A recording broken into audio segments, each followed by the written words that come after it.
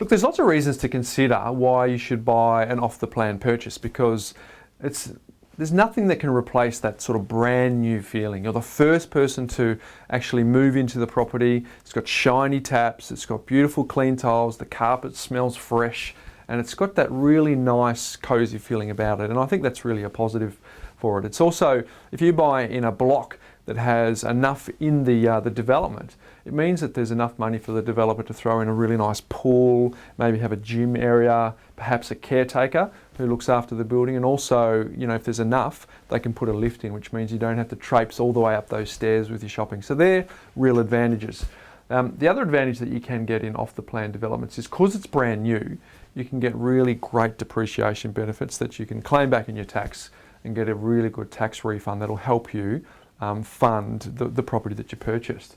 But I guess on the flip side for me, particularly on the point with depreciation, whilst it's a really great thing to consider, it shouldn't be the driving reason why you decide to buy an investment property. So tax advantage is really the cream, not the reason that you're doing it. It's not the main game.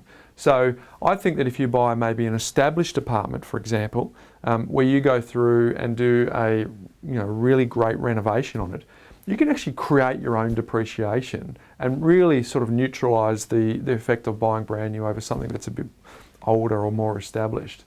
The other thing to keep in mind too is there's lots of apartments generally in these large off-the-plan developments, so that the developer can make a good enough profit to be able to afford it. So the challenge with that is when a valuer comes along to value the property on your behalf, they actually know that there's builders' margins in it, they know there's developers' margins, they know there's marketing commissions and sales commissions that go into the actual purchase price, and quite often they provide a discount on the valuation that reflects that.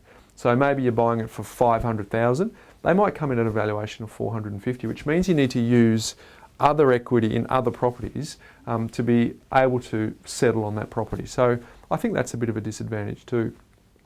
I guess the other thing to keep in mind is if you're one of 200, it lacks that intimate sort of cozy feeling. You quite often feel in a very large community and can be quite isolated from the other people that you live with. And I think one of the advantages of that communal style living is to feel like you know everyone and that you can get along and create some form of community. And I think that's often lost in these really large blocks.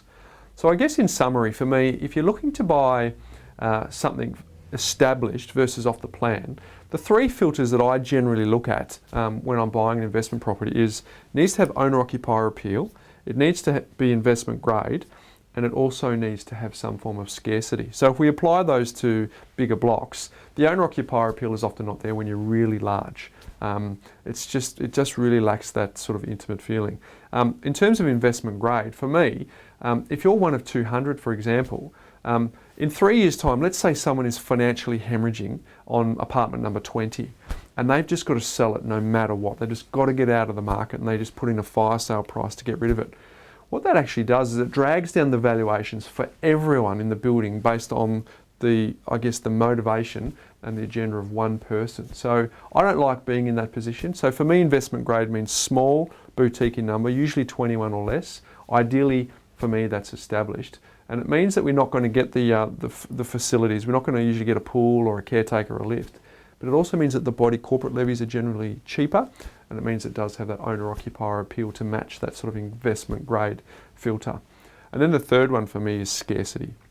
If I'm buying a house, I like to have scarcity of architecture, scarcity of land. I don't like to buy new subdivisions. And if it's an apartment, the scarcity for me is the scarcity of number, maybe only 21. So let's say I'm in a block of 12 and there's a footprint of land. It's not as if I can say I own that particular part of the land, but I can roughly say about 1/12 of it is mine. Whereas if you're in a really large development of 200 or more, as you look around the land on the ground, you're starting to realise that I've got to share this with a lot of people. So really a large percentage of the purchase price actually is going towards the building, and a very small percentage of the purchase price is going towards the land where the most value comes from. So for me, in my view, off the plan purchasing is something that you need to, I guess, approach with a fair bit of caution. And me personally, I'd prefer to buy something that's established versus brand new as an investment property.